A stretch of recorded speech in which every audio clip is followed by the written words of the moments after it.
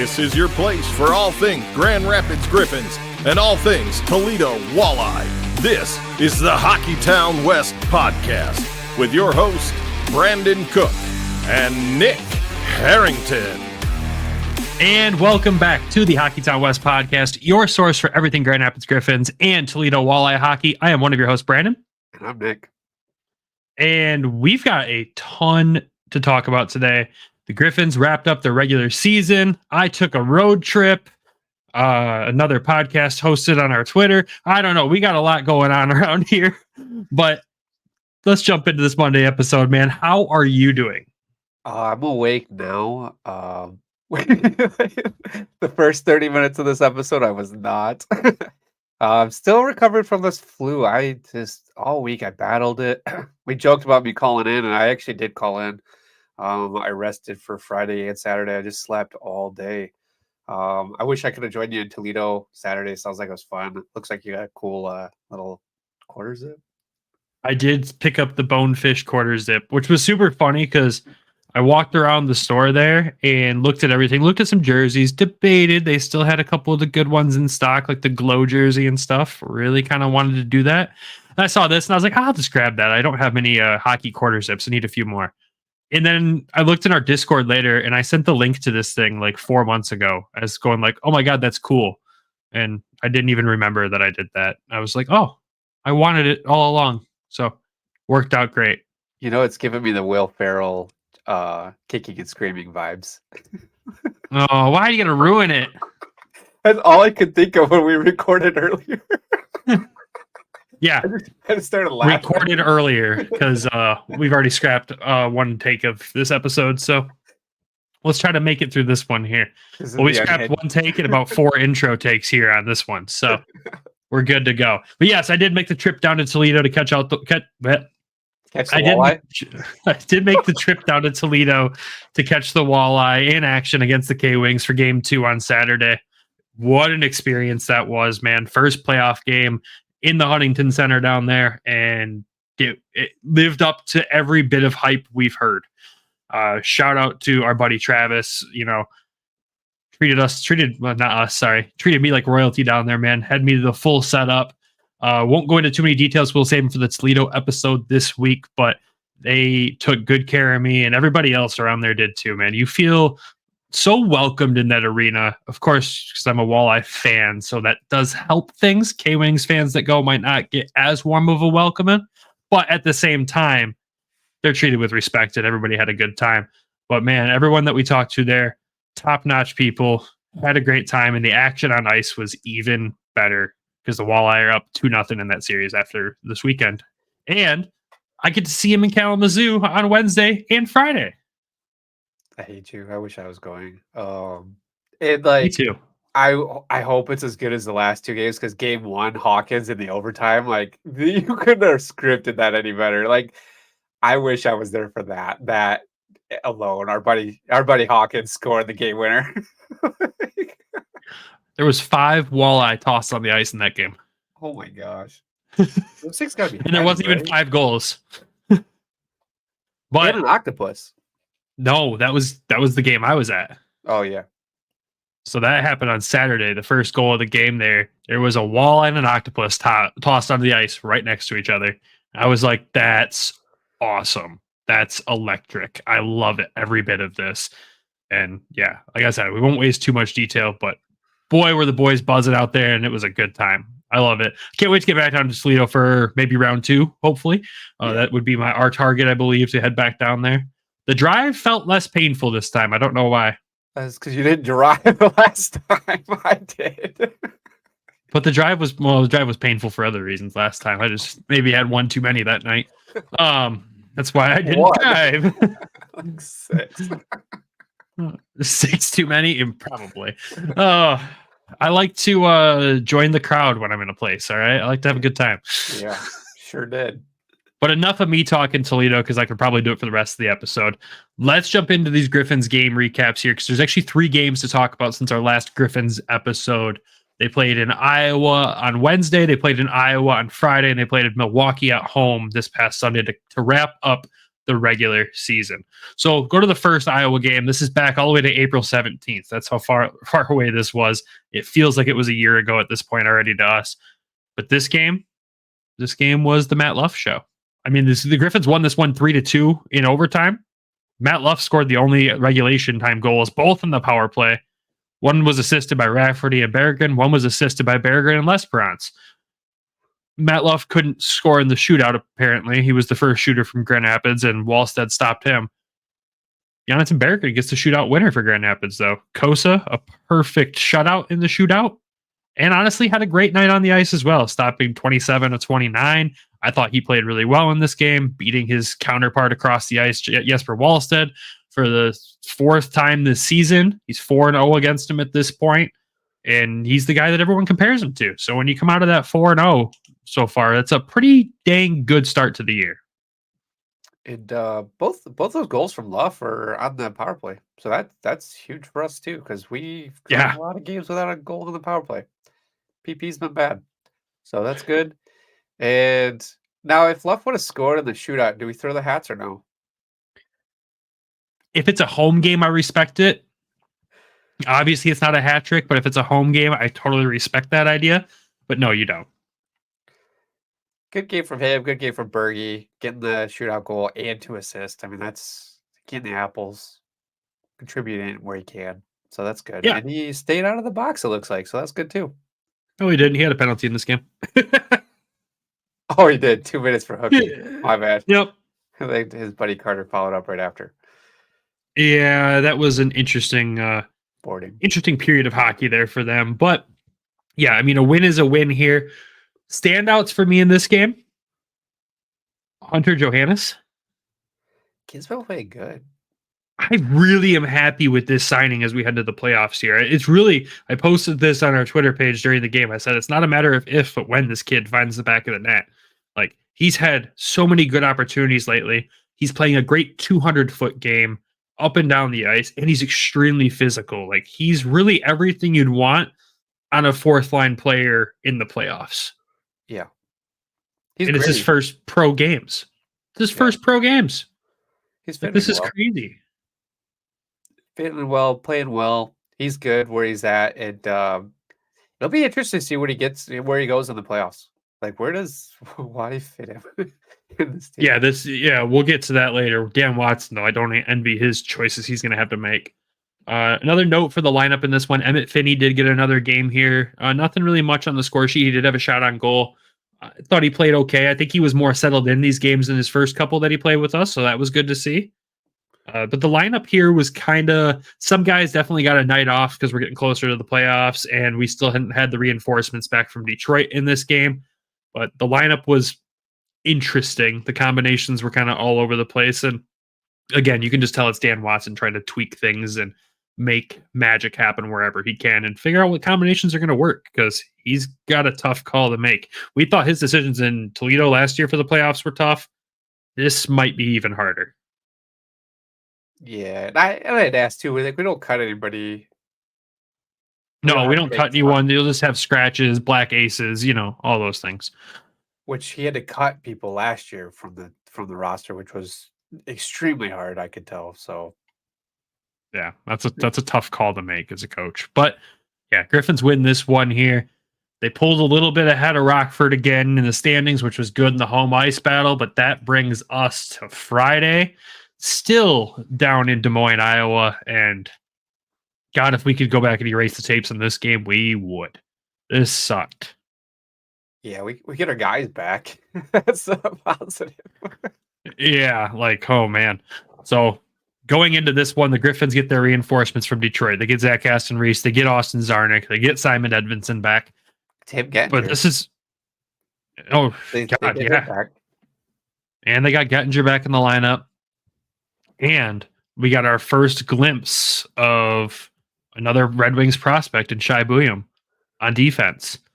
And looking at that, you're like, okay. I remember posting before the game. I'm like, this lineup is the most skilled lineup that we've fielded probably all year long. Like the deepest lineup we've had. I was looking at all 4 lines and I'm like, holy smokes. This is elite level scoring almost across the board on all 4 lines. This is crazy. I should have kept my mouth shut. I usually tell you that. Yeah, it's fair because we ended up losing this one 4-1. Yeah. And that was not what we would expect playing the Iowa Wild. The quick rundown of the scoring for Grand Rapids here. It's really quick. Austin Zarnik in the third period got his 10th of the season, assisted by Simon Edmondson on the power play. First game back for both of them since Detroit, and they both come together and score. Love to see that. That's exactly what you'd want, but you'd also want some more goals too. But in this one, Sebastian Costa got the start again. His streak's broken against Wallstead. He stopped 26 of 30. I don't fault him in this game. The Griffins just looked really discombobulated. They looked not familiar with each other, which kind of makes sense when you look at the way the lineup was. This was really a Dan Watson science experiment trying to figure out what some people would do together heading into the playoffs. That's what I chalk this game up to. Yeah, I mean, they had came in beating Iowa 7 games in a row, and Bob kind of cursed us before this game, telling us that stat. So if you're going to lose one to Iowa, I mean, this was the one to lose, I guess. I mean, it's like you said, we're throwing guys out there that haven't played. Like Gettinger hasn't played in a couple weeks. Shai hasn't played with us yet. This was his first game. He looked like he was trying to get comfortable out there. A lot of give and goes back and forth to Hirose on the power play. That was his. He got him some power play time, which you probably don't throw Shai out there on the power play, right? Like not in the playoffs. I don't think that's going to happen. But like, I was watching. You were covering. I had the game on partially. I was watching Toledo as well. There's too many hockey things happening in this house on that Friday. But I looked up and saw Shai running the first power play unit, and I went, "That's bold." That is bold, Dan. But at the same time, you want to see what he might be able to do in that situation in the playoffs if, God forbid, we needed him to for some reason. Yeah, I mean, you're hopefully we don't. Not that I shouldn't say that. He didn't do bad. It's his first pro game. Sorry, kid. No, he looked like he looked like he belonged on the pro level for sure. He's not going to come in there and wow us like Carter Mazur did in his first pro game. We were like, holy smokes, this kid's something, you know. And he's not Marco Kasper, who got to play his first pro game in the NHL. Like, it's his first game. He's got a lot of adjusting to do. And what a weird time of year to do it. Yeah.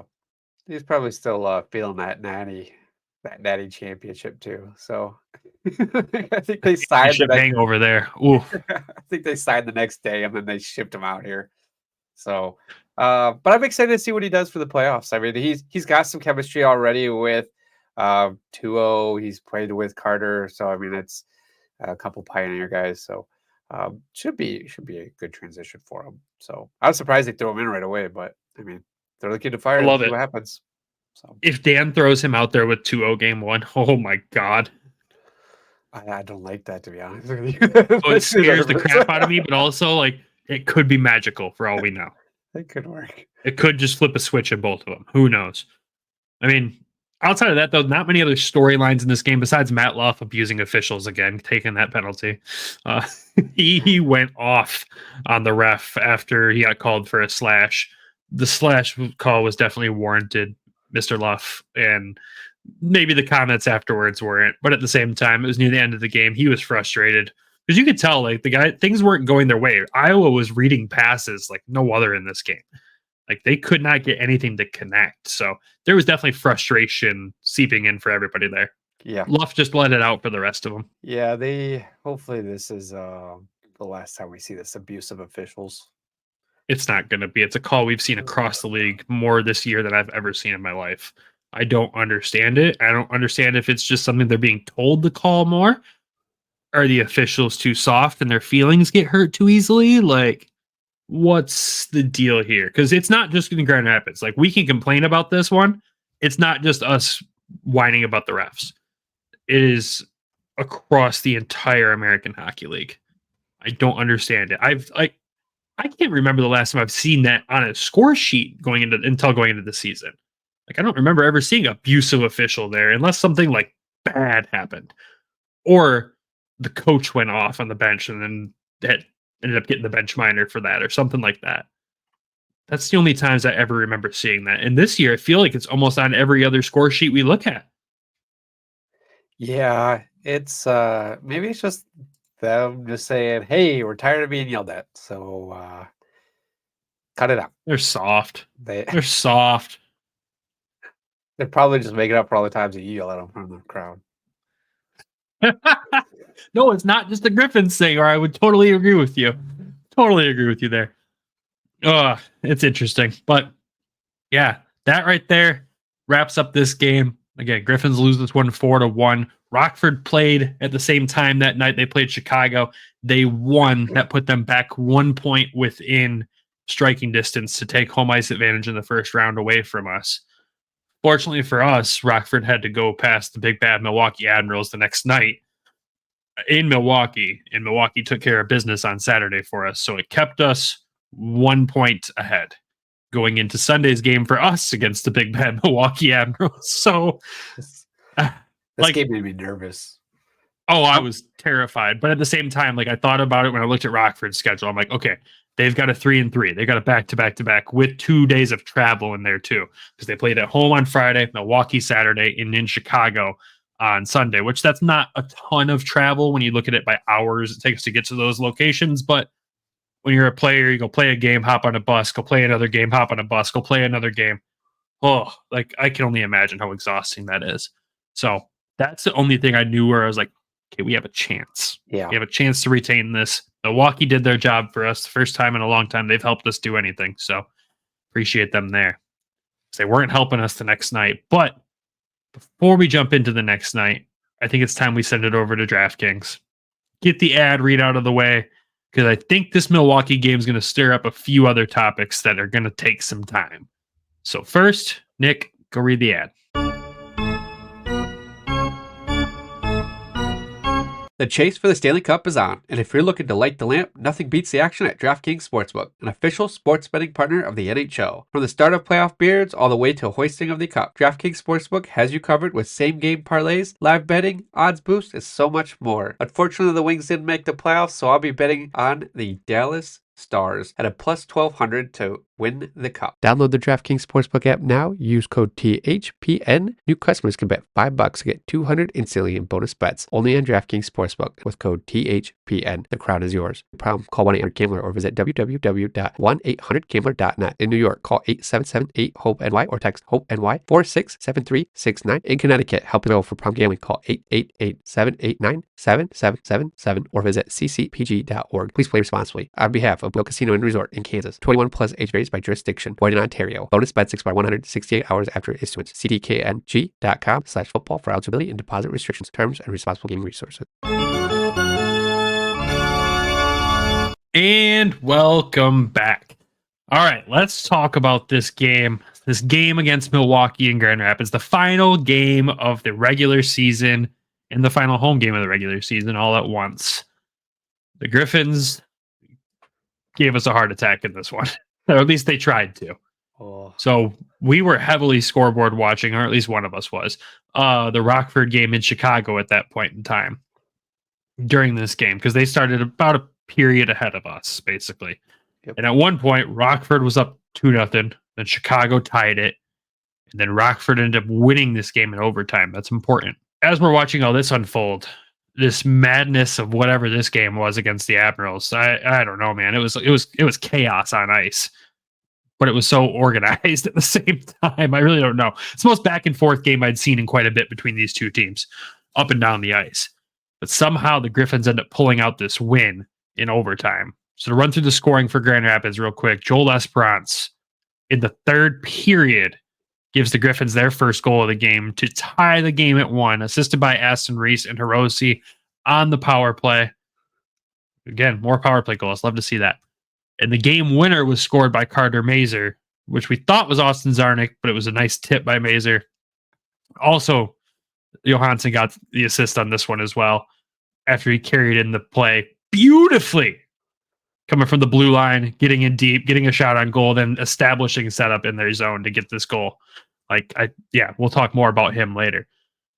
But all of that happening at the end of the game is so important, because when the Griffins went into the locker room in the second period, or after the second period, Nick, did they know what happened between Rockford and Chicago? I have a feeling they did. I Yeah. don't think they should have, but I disagree with that. but what they asked Waddy after the game, and they said, "Yeah, we knew the boys knew that they had to go out and they had to finish business." So, and it shows because they came out of that period and had 15 shots on net to Milwaukee 6, and feel like it was a little bit more controlled. It wasn't as Yeah. chaotic as that second period. There was a lot more penalties that second period for against Grand Rapids. So, but I hate playing Milwaukee. They're good. Like Milwaukee and Rockford are the two teams that give me the most stress, and I'm just sitting there like, all right, all Oh yeah, right. they're the two best teams in the division. Of course they're good. Hey, we So, finished second. sorry, hold on. They're two of the three best teams in the division. Of course they're good. I'm just like, and Milwaukee's both their goaltenders are very good. So it's stressful and they play them so tight too. So like the difference too, Milwaukee, they play more controlled. It's not as emotional as when we play Rockford. When Rockford, it's just like fireworks. And that's gonna happen when you play team 12 times throughout the season. So God, yeah. yeah, and it was kind of back and forth. I mean, Grand Rapids came out the first. They came out firing. I mean, there was 14 shots to 5. So I was like, okay, like here we go. I'm just worried about a breakdown or a lapse for us to get scored on because that's typically how these games go. If we're out shooting, we're out playing, and then it's just one small breakaway and it's another net, and it's just like deflating to me. So I was waiting for that, and then that didn't really ever happen. I think which is good because it feels like they've cleaned up a lot when they're not letting guys go behind the defense, like the forwards. I've been Yeah, watching. there was a lot less odd man rushes in this game. It was much more clean than what we saw, especially in Iowa. Yeah, But it's funny you say, like, you know, when we're out shooting, that's usually when we get scored on. I mean, the Griffins outshot Milwaukee 14-5 in the first. No goals in the first at all. Both goalies played out of their mind in the first period. Milwaukee outshoots us 9-6 in the second. That's the period they score. And then we outshoot them 15-6, and that's the one we finally get a goal. So flip the script on that stat a little bit. Thank goodness there. But yeah, this was a weird game, man.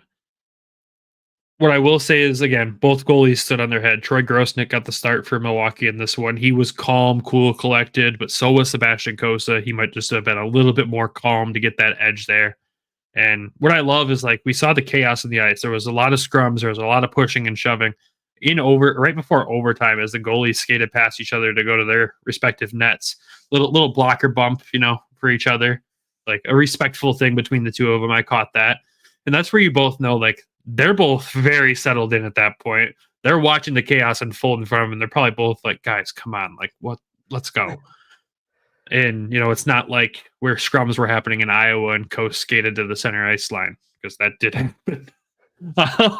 But yeah, anyways, so Coast in this one, we'll start talking about him. Just absolutely fantastic game for him. If we're going to see this calm, cool, collected goaltender that we're seeing right now in the playoffs, we're going to get Edmonton Oil Kings playoff level Kosa here. Like, that's exciting. Yeah, I think he's dialed in, and I think he's ready for the playoffs. He's ready to take that to another level. Like, we've seen him. I mean, I want to say we've seen him at a 10, maybe a 9. And I'm hoping we get that another notch where he takes it a little bit further, knowing that he is. How do you not start him? How do you not start him for the playoffs for every game? Oh, he's the starter for the playoffs. Dan Watson, without saying it, has made it pretty clear. Coast has played on the majority of the last few games here. Shoot, he just did a back-to-back-to-back. Like, seeing that going into the playoffs, you're like, wow, you're going to play your playoff starter at every game. You're not going to give him one rest? No. Not Dan Watson's style. That's not how he plays the game. You'll notice a lot of the guys, some guys got a rest because, you know, there was the illness going around. Like, you know, Elmer's still been out for a hot minute here, and there's been some other guys in and out. A couple guys rotated and got the night off in Iowa.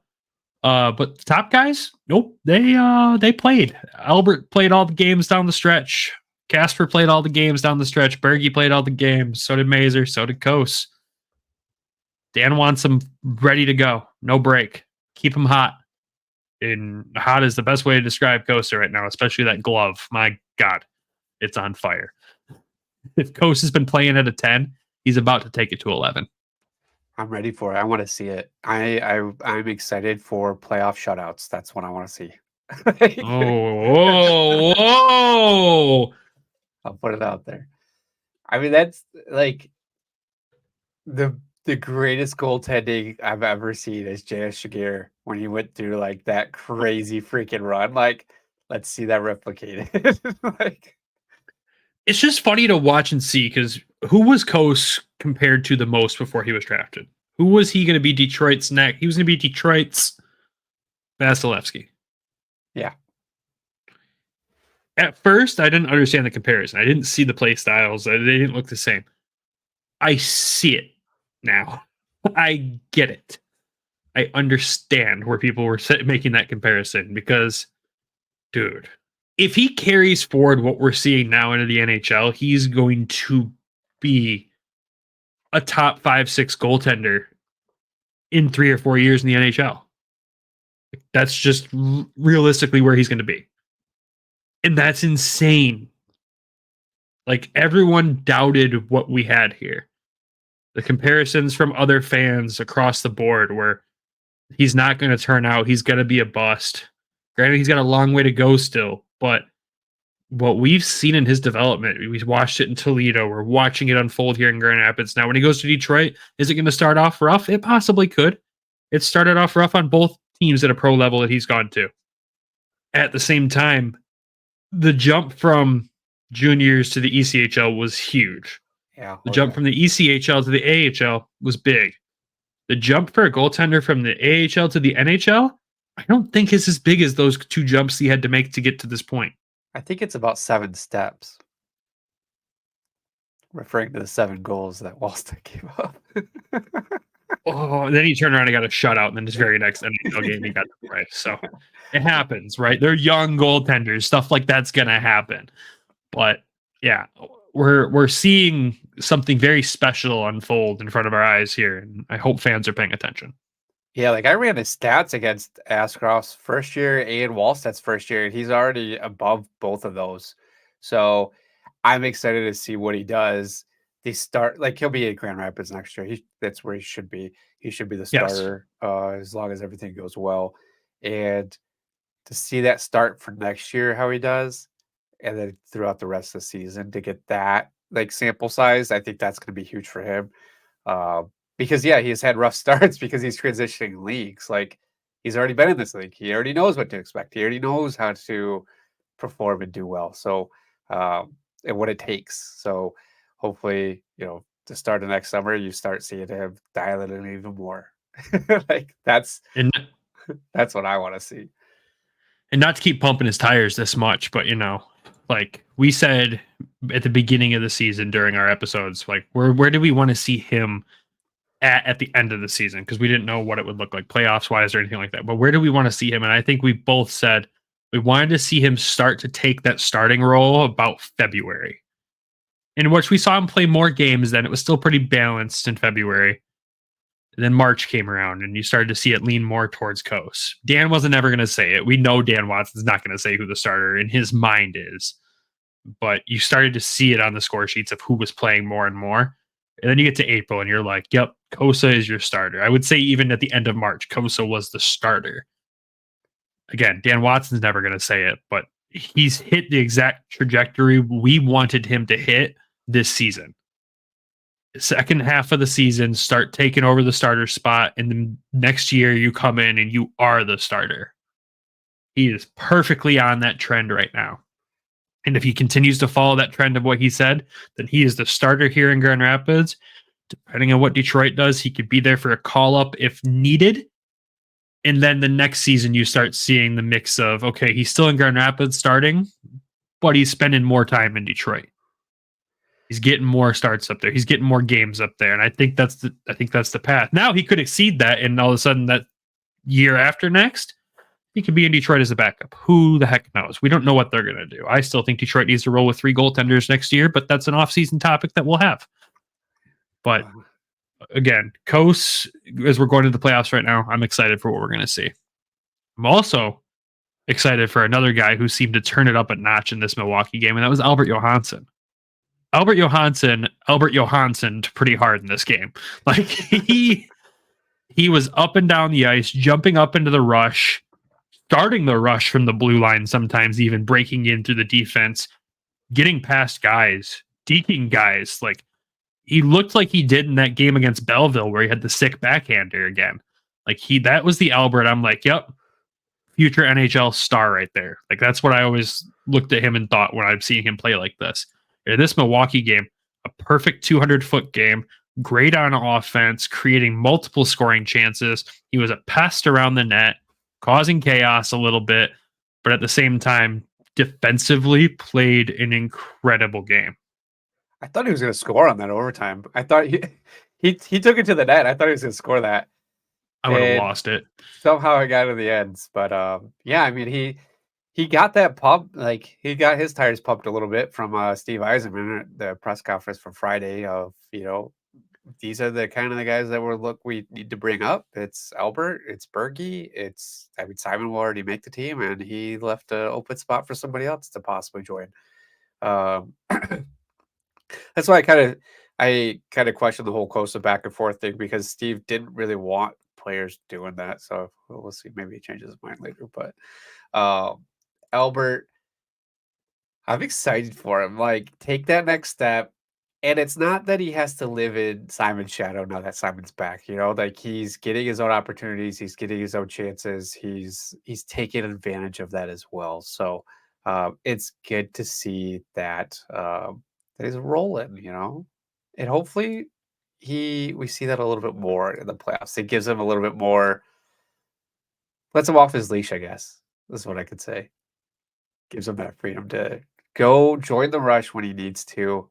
Yeah, I like when he has that freedom to make those plays. And it's funny too how every time CVY mentions his name, his play gets taken up to another level. Like, can we just have Steve stay in Grand Rapids and do a press conference each night and just talk and say good things about Albert every game? He'll just continue to get better and better and better. But I mean, you can clearly see this goes for Albert and Simon both. They both are playing like guys that know that this playoff run is their last American League games for a while. Yeah. Leave it all out there. Forever. Hopefully. Not even to leave it all out there. It's just like their leadership and play level is just going to the level that it'll need to be up there. Like Simon, since he's come back, it's unbelievable. Yeah, he's played a lot better. Oh my God. No little mistakes. It's just, you're still seeing him try things, which is one of the things he said he wasn't really allowed to do when he was up in Detroit. But he's doing it responsibly now. And I guess that's where the lesson may have been learned when the coaches told him to do that. So, yeah, if these two together, I mean, if that's I'm really curious if Dan's going to go those two top pairing all playoffs. I hope that's the case. That's just disgustingly nasty right there. Like, oh my God. Like it's a potential future NHL line, or, it's a potential 1 and 2 right there. Simon will be on the first pairing, possibly. Albert could be on the second pairing in the NHL. We'll see what happens. There's a lot to shake out in the offseason on the defensive side of things, but it's good to know that Steve wants him up there and they're thinking about that. That question was asked last year, and it was they're going to take their time with them. Now that it seems like there's a sense of urgency around him. So that's good. Yeah, he's waiver eligible, so they have to. So that's Yep.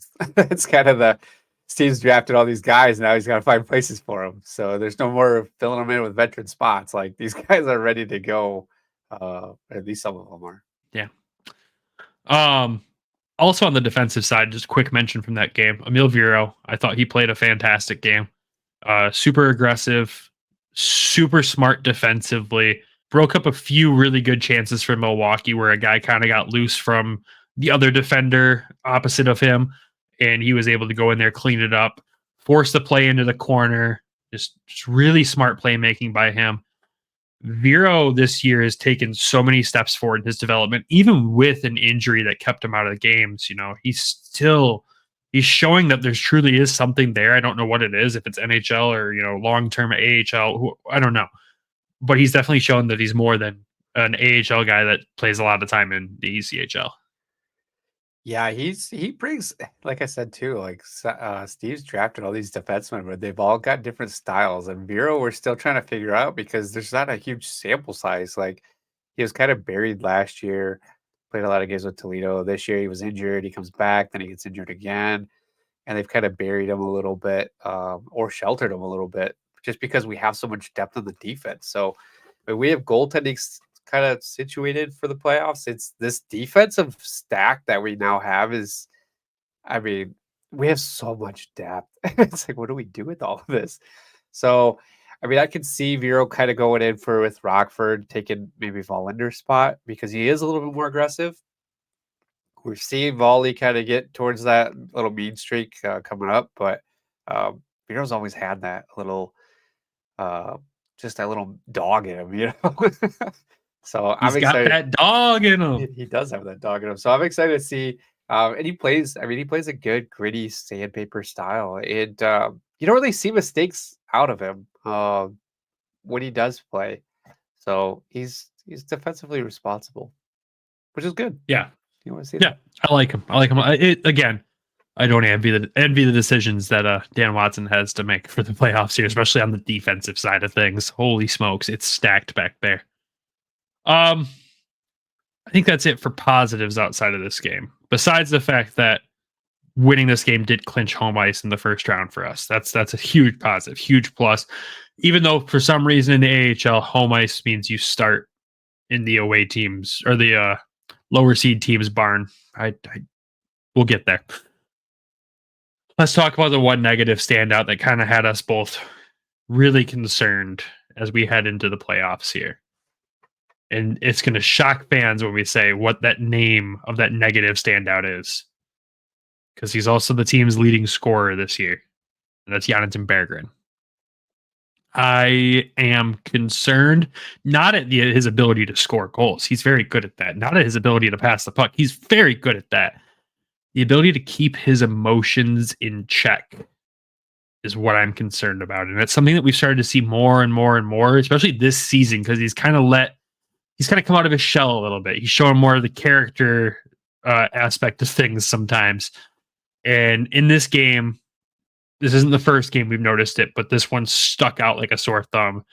Is in the offensive zone, he gets checked against the boards. Nothing dirty, nothing super hard. Wasn't even that good of a hit. It was more of a push, essentially, into the boards. He didn't like that. He turns and goes the other way with the puck going the other direction, but he goes right after the guy that hit him and takes him down with like one of the full arm reach around type moves at center ice in front of everybody and ends up getting called for elbowing in a game where the opponent hasn't scored yet. It's a 0-0 game and it's been a battle so far. And you go and do something stupid like that. And we've seen a ton of that lately from him. Like the game against Rockford where him and Wyatt Kaiser going at it all game. Granted, Wyatt Kaiser's a piece of work. But at the same time, you've got to be able to keep the emotions in check. And he didn't do it then. And he has lost control in other games. He's lost control when he's talking to the refs. How many abusive official calls has Bergie had on him since he's come back from Detroit? Probably is a stat line in itself. Yeah, you can jokingly say 4, but it very well could be. I think it's 4. Like, there's a time and place for that behavior. Now, if you're getting blown out in a game and you're trying to spark some things, sure, go be a pest. Go cause chaos. If it's a tie game 0-0 and it's just been a tough battle game where there is some pushing and shoving, don't do stupid shit. Just don't. Yeah, I think we really look at player roles, right? So like Wyatt Kaiser, like he's the best. He can go in, he can chirp, he can elbow, he can do the dirty things and get away with it. And then he can turn around and score on you. Like that's who he is as a player. And Bergie, like no offense, Bergie, but you're a scorer. You're a setup man. Like you are there for your offensive specialty. Like that's who you are. You're not a pest. You're not an aggressive person. You're not an enforcer. Like don't play that role. Like Marco Casper, he's the perfect pest because he can do both and get away with it. Like he's learned that throughout the league. Carter is kind of like that, but now I feel like he's kind of leaning towards the other way where he's a little bit more out of control. Where I think he's learning a lot of that from Berggren. And this is not good when you're teaching these things and then you get crazy like chaos and these penalties are going to come down to hurt you. And we're playing Rockford, who's been able to get under our skins this year. We played them 12 times. Like it's going to happen. And somehow the script wrote itself that we play them in the first round. And so after this game, they asked Bergie, they said, what are you going to do going into this one? And he says, I'm going to be more calm. So I hope that he takes his advice and he's able to maybe breathe a little bit more in between plays, meditate, be calmer. He just needs to play his game. Like in his game, like you said, it's not that.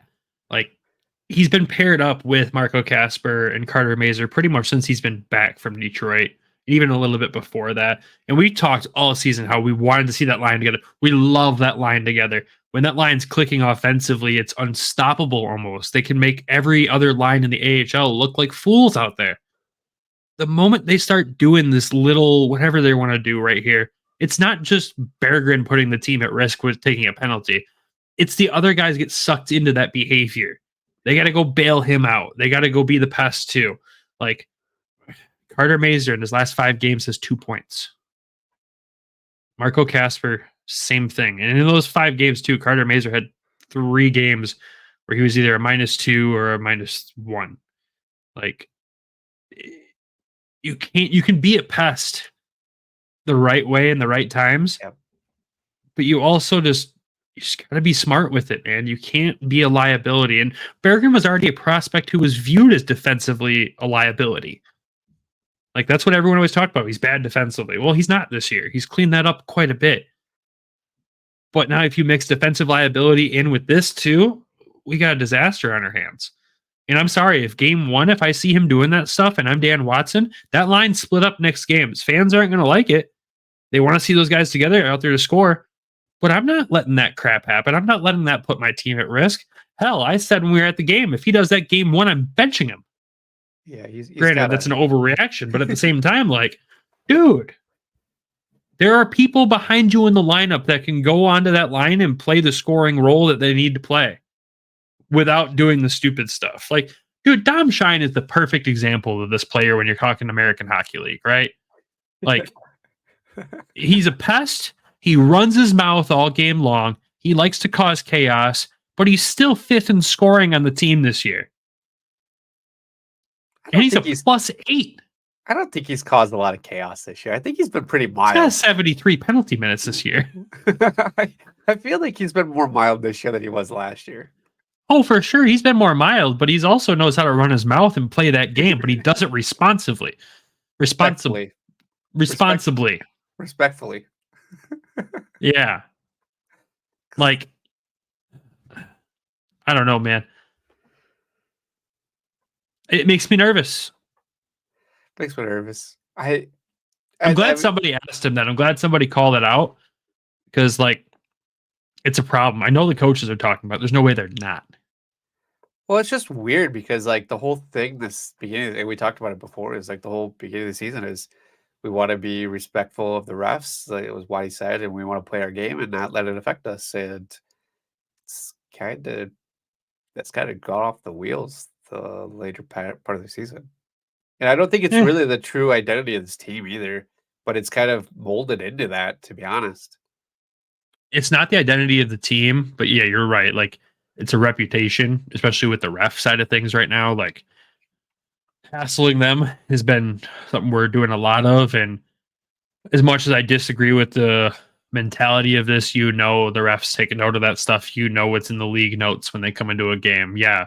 Bergie likes to run his mouth. This team likes to run their mouth to the refs. Like, as soon as we start doing that, if a ref already knows that, like, they're not going to take it for very long. They're going to address it. They're going to call you for it.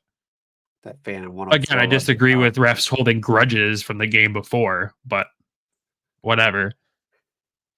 It's like I said, it's a concern. He's got to wrap it up. He's got to play like Shine.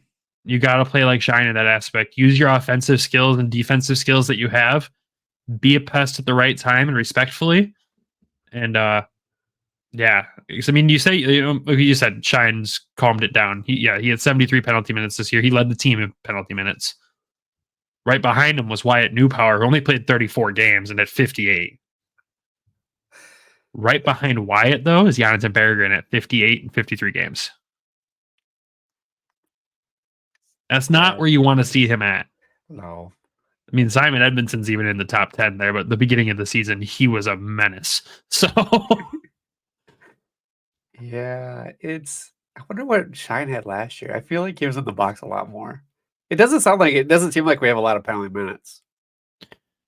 you said it doesn't seem like he was in the box a lot last year. I feel like he was. Oh, he was? No, he has more penalty minutes this year. He had 53 last year. Oh, interesting. Wyatt led the team last year at 68.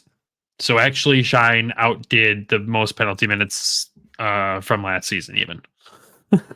Shiner outdoing the top penalty minutes last year, this year. Not by much, but, he played his role. But at the same time, has there been a game where you sat there and you're like, dang, Shine was a liability with the calls he was taking?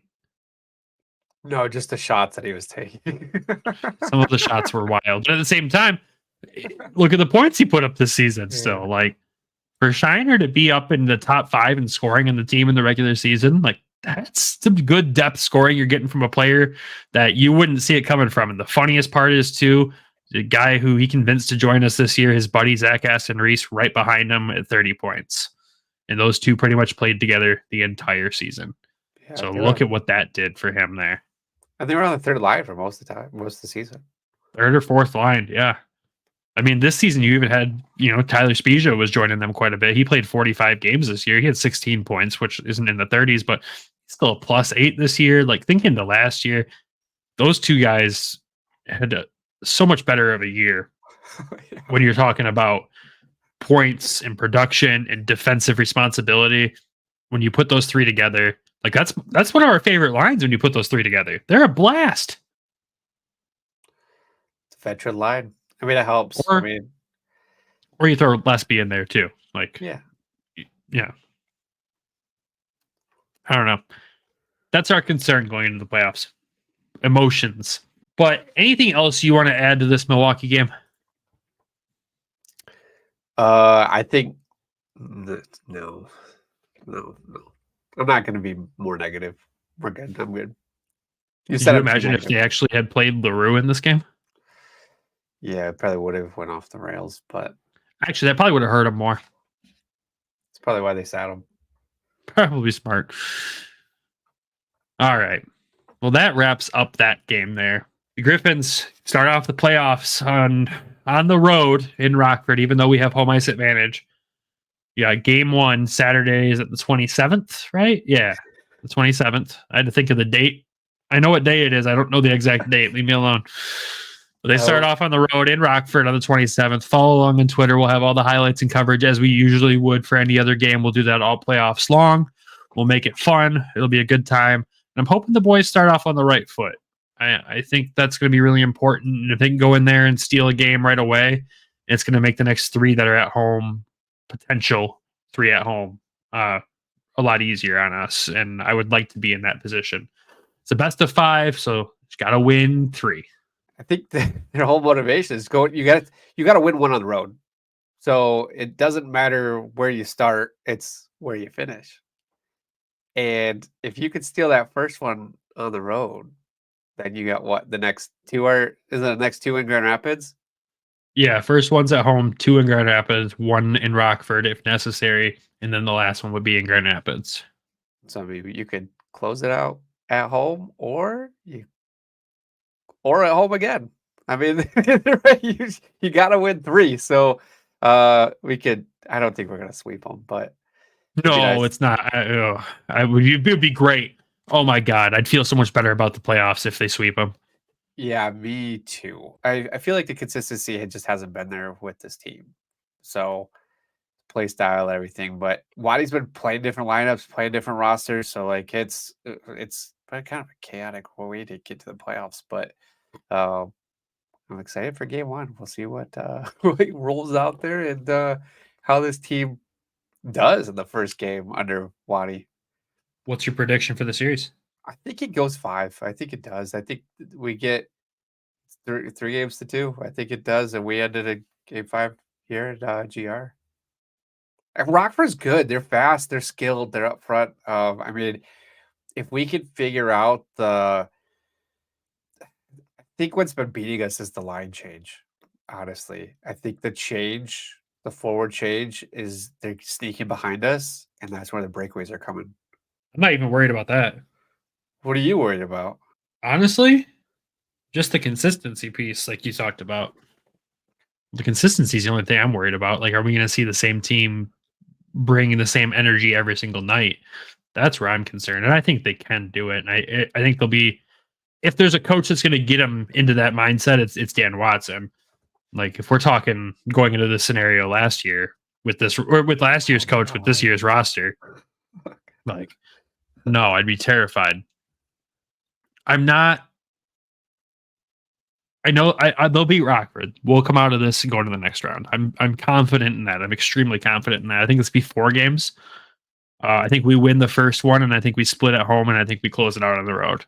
Oh, Because they will have to start finding their identity on the road quickly for playoff hockey, and there's no better time to do it in an arena that'll probably only pull maybe 2,000 or 3,000 people. Just speaking facts there. I know Grand Rapids will probably pull a bigger crowd this year because I can't remember if this was done in the past because it's been so long, but every home playoff game is $2 beer, $2 dog night. Every single one. is that for everybody? For everybody.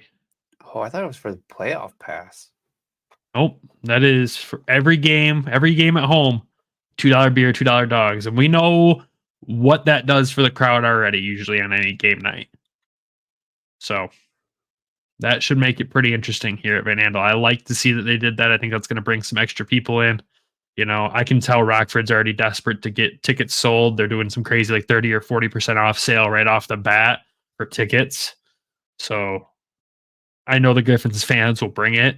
I think Detroit being so close but being out, I think you're going to gain some extra fans in that aspect too that want to come watch in person. It's not that far of a drive. Oh. So I say in 4, but they're going to split the home series. Yeah, I'm still sticking with 5. We'll see who was right. It's been so close with Rockford all season, so I think somebody's gonna have a bad game. There's gonna be a bad call. There's gonna be a ref call. There's so much. I need to see that consistency. Like I said, that first game that we played against Rockford in the last 3-game series, that was fantastic. I mean, if they bring that game every game, they sweep them. They really do. Like, they had the possession. They were getting the shots. They were closing it down defensively. Like, when they were in the offensive zone, it looked like they were on the power play and they were scoring. You know what the difference between those 2 games was?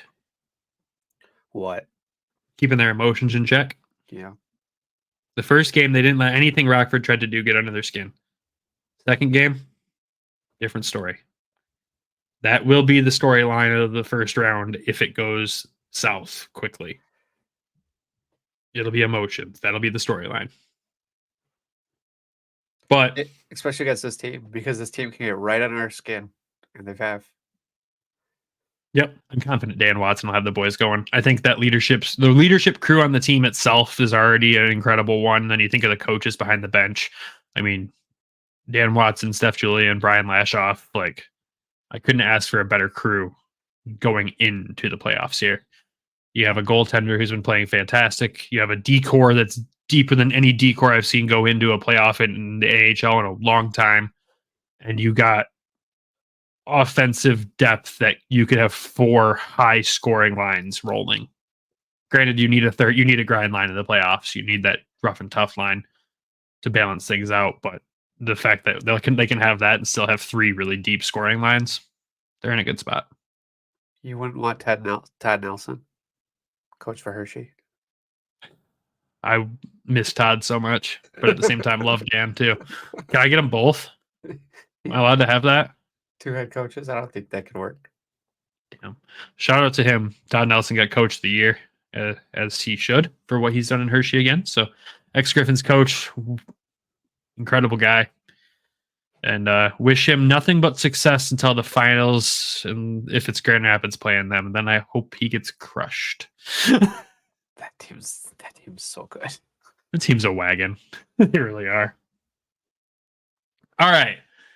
I think that pretty much wraps up the Griffins talk. You have some OHL and or CHL playoff updates that you wanted to share real quick.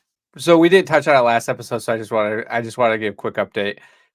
North Bay swept Sudbury. TDS math rate in that series was a +9. Had 2 assists, both assists coming in game 2. So good on him. Saginaw, this is the most interesting game for us. They are tied with the Greyhounds and with the Sioux. Game 7 is Tuesday at 7 in Saginaw. Are we going to this or not, Brandon? We gotta figure this out. Bro, last time I said I wasn't going to a playoff game on this podcast, I ended up getting in my car, driving 2.5 hours and having a great time. So no, we're not going. So all right, I booked the tickets. Wink. They've won. So each team has won every other game. Saginaw crushed them 4-0 in the first. Sioux came back the next night, beat them 5-2. Saginaw then won 7-2, and then the Sioux won 4-0, and then Saginaw 3-2 in overtime, and then the Sioux won 5-0. So it's just like it's been chaotic. And there was a crazy hit by Zach Parikh, which we won't get too much into, but that's how the series left off. So I'm like, I want to go to this game because there's going to be violence. I love violence. Gibson. So Andrew Gibson, drafted by the Wings. He first game was a -2. Second game was a +1 with an assist. Third game -1. Fourth game +2. Fifth game -1. Sixth game +2. He's a +1 in the series with an assist. To break it down, if my math was right. He's really cooled off. So yeah, it's been weird in the playoffs for him. So I got to check on his status. Western Hockey League. So this is the most exciting thing we have right now. Portland for Nate the Great. They swept. Yep. They swept their opponent. Both rounds, didn't they? Yeah, I don't even know who they played the second round. Doesn't even matter. They didn't even their opponent in the second round didn't even make a podcast appearance for us here. We didn't even mention them once. That's how quick they just got rid of them. It was done and over with. 8-2 was the first game. Nate was the third star of the game. 1 goal, 1 assist for him, +2, and he was 11 for 26 for the faceoffs. Next guy that took the most was Gabe Clausen, was 10 for 13. So Nate's still taking the majority of the faceoffs on this. Now, they created this new stat, which I had to kind of look up. I don't know if you're familiar with this, but they have shots and dangerous shots. They now categorize these. I was like, what is DS? And the AHL still can't tell us a face-off stat. Anyway. So he was 4 for 4. So if that mattered. Game 2, Portland won 6-1. Nate was the first star of this game. 1 goal, 1 assist. He was a +2, 3 for 3 for dangerous shots. 9 for 14 in the faceoff circle, and Gabe was 8 for 13. So still this game, and again, he's taking the majority of the faceoffs. Game 3, Portland won 4-3. This was a little bit closer. Nate was a -1. So that's great. He's allowed to be like that sometimes. Yeah, off night. Plus minus is stupid unless there's a standout, remember? Right. 5 for 5 in scoring chances, 10 for 17 in the face-off circle. Gabe Clausen went 15 for 30. 30 face-off attempts. That seems like a lot. So game 4, they swept them out. Portland won 5-0. Nate was a +1, 1 shot, 8 for 20 in the face-off circle, so not great. And Gabe was 10 for 19 in the face-off circle. And I just take Gabe as a comparison because he was the second highest face-off taker on him. They play Prince George Cougars. They go into a 2-3-2 format going forward. Their first game is April 26th and then the 27th. And then the third game is Monday, April 29th. That wraps it up for the O and the Western. Well, thanks for that update, buddy, because it's been hard for me to keep track of anything going on over there. It's good to see Nate in Portland, though, doing exactly what we hoped the trade for Nate Danielson would do. Make them have a deep run where he gets a ton of playoff experience and hopefully ends up in the Memorial Cup so we can head over to Saginaw and watch him. So that's just for selfish reasons only. But anyways, the Saginaw game will be interesting if we do end up going. I've never been, so it's kind of. You haven't? No, I still haven't been there. Yeah, we were gonna go last year, and I got COVID. Remember?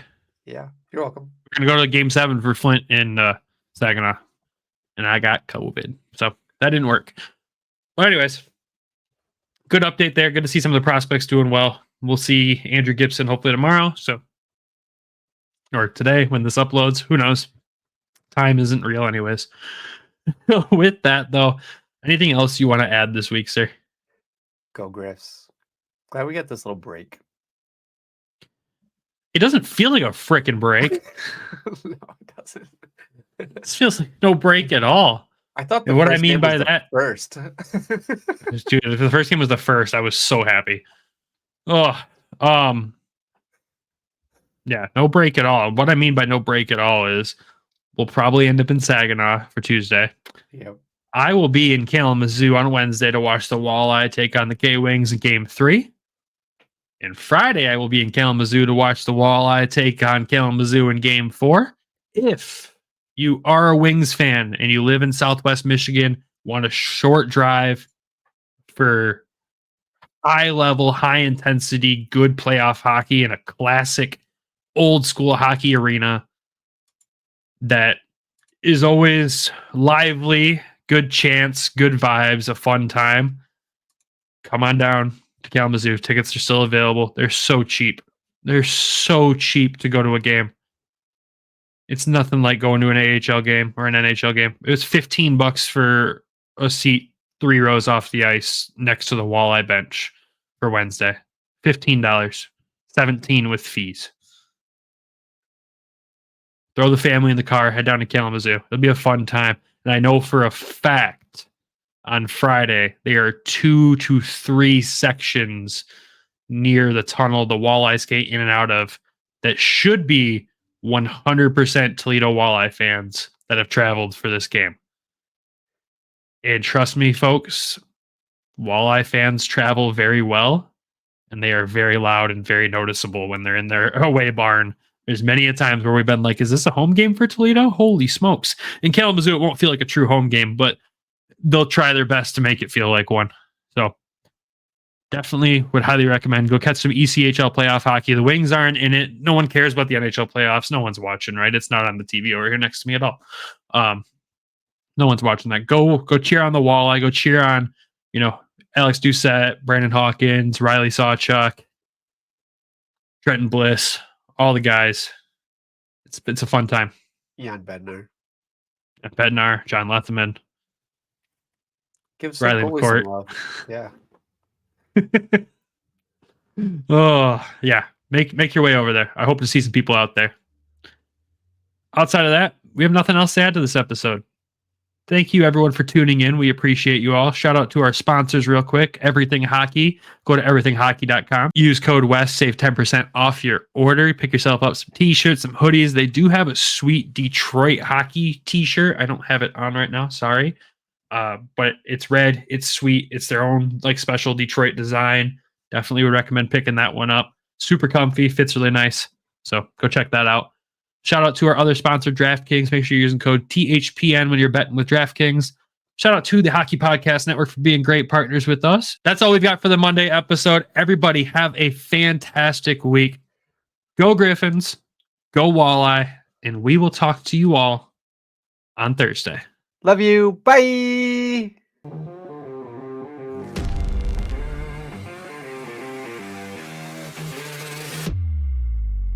Thank you for tuning in to the Hockeytown West Podcast. Be sure to check us out on Twitter at HockeytownWPod and your host, Nick at GR Hockey Guy and Brandon at BrandonGR Hockey.